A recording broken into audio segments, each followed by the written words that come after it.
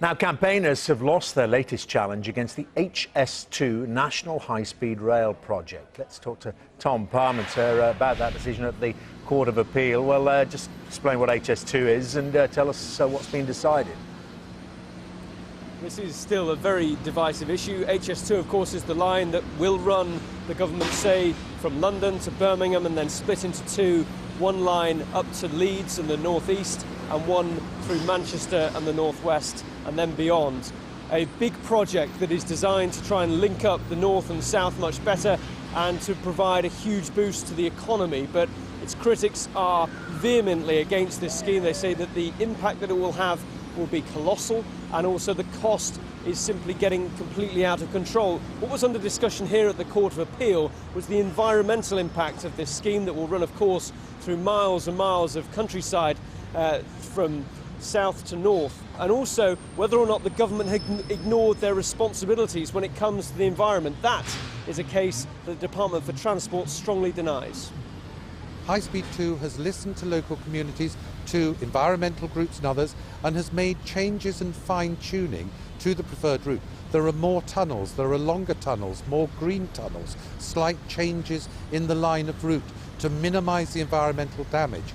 But unfortunately, when it comes to a major project like this, which is in the national interest, you cannot meet and satisfy every change or proposal that people make. The government are wasting £50 billion on this project, and we believe that increasingly more and more people are realising that. In fact, it's difficult to find a reputable organisation not paid for by the government which actually now supports this project. But this particular case we took was about the government facing up to their environmental obligations, and they have not done that, and we believe by now taking it to the Supreme Court we are going to be able to show that that's what they've got to do.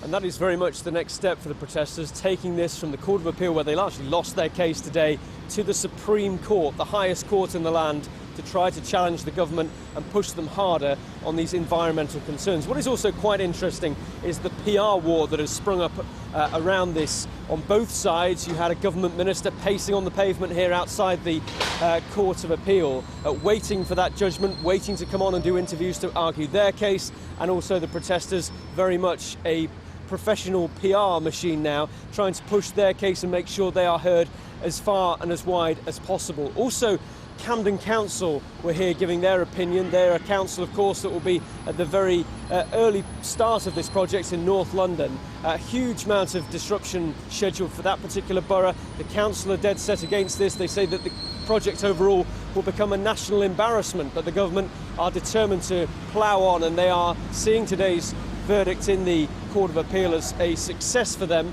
and that they can carry on with this scheme. Construction is due to start in 2017.